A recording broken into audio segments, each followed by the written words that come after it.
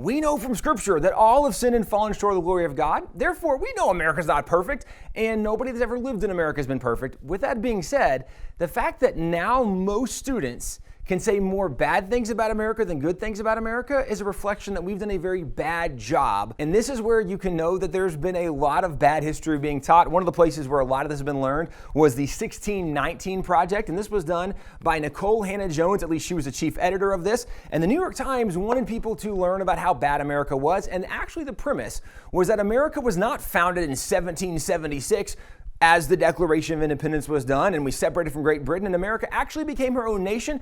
No, that's not when America was founded. America was founded, the argument is, in 1619 when the first shipload of slaves arrived in America in Jamestown. Now, with that being said, if you look at the original statement, the mission statement, the statement of purpose from the 1619 Project, here's the reason they said they existed. The 1619 Project is a major initiative from the New York Times observing the anniversary of the beginning of American slavery.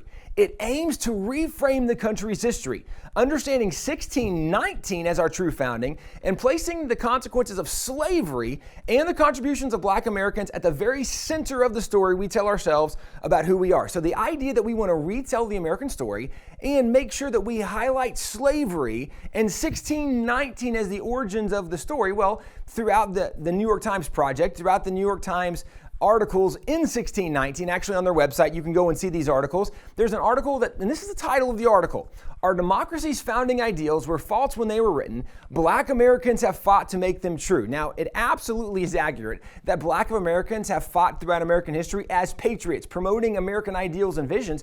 But the notion that our founding ideals were false, well, the founding ideals were from the Declaration.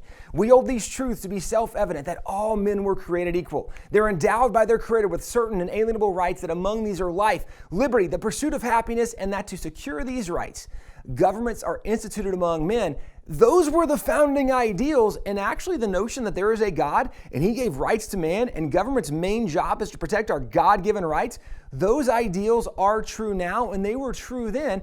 But this notion that Black Americans are the ones that fought to make them true, well, that would discount all of the abolitionists who were not Black. That would discount all of the heroes throughout American history, not only that weren't Black, many who weren't even white, men and women, but we don't know those stories, but this is the accusation. Another article says America holds an undemocratic assumption from its founding that some people deserve more power than others. Now, America's founding, I would argue, was 1776 when America actually separated from Great Britain to become a nation.